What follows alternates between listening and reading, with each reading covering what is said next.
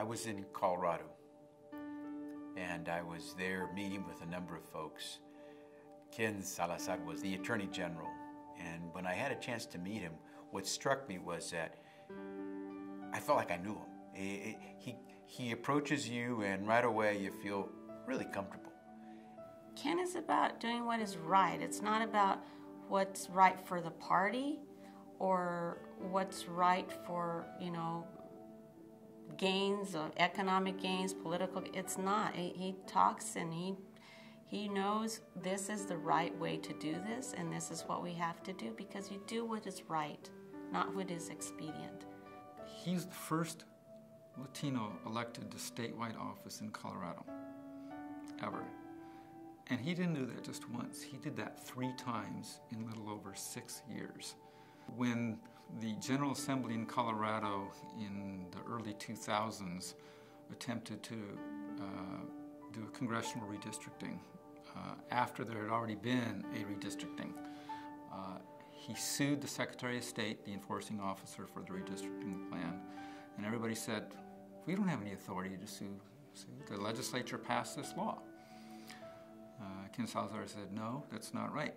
And he sued them. Colorado Supreme Court agreed with Ken Salazar. They said that the Attorney General of Colorado had powers beyond that provided to the Attorney General in state statute. That was an amazing ruling, and it was unanimous. I know that when he was first nominated to be Department of Interior Secretary, there were a lot of folks in the environmental community who were skeptical. But Ken, growing up in Colorado, in a place where minerals and development of those minerals is an important part of Colorado life. We're grazing your animals, we're growing crops, big issues. Somehow, I think at the end of his tenure as Secretary of Interior, people will now be able to say that this guy listened. He was very good on any number of environmental issues, and he was also someone who tried to take into account the interests of not just the country, but of the regions, of the western states. He created a renewable energy revolution on this nation's public lands and waters from zero. He created a whole new regulatory scheme in response to Deepwater Horizon. He developed a 21st century conservation program that doesn't depend upon the federal government spending millions of dollars to acquire lands, because we don't have the budget for that anymore.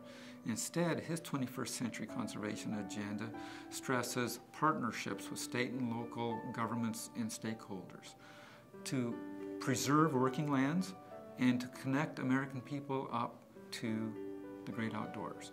When I think about Ken's legacy, I think more so about an incredible ability that he has to bring different people together to solve a problem. We need people like Ken who can bring people together to the same table to solve the issues in our country. That's leadership, and to me that is the legacy that he has, I hope he's known for. Well, what do you say about a guy that's done just about everything? He's been Attorney General for his state. He's been U.S. Senator. He's been a member of the President's Cabinet. Ken Salazar has been a leader for this country, and he's done it the right way.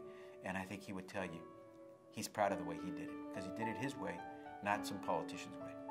Ken Salazar has the strongest moral compass of anybody I know.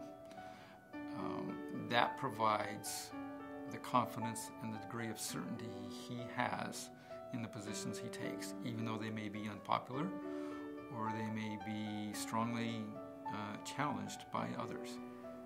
This is a man who has a heart way bigger than he should have. And he uses his brains to get things done. But at the end of the day, his compass is right here.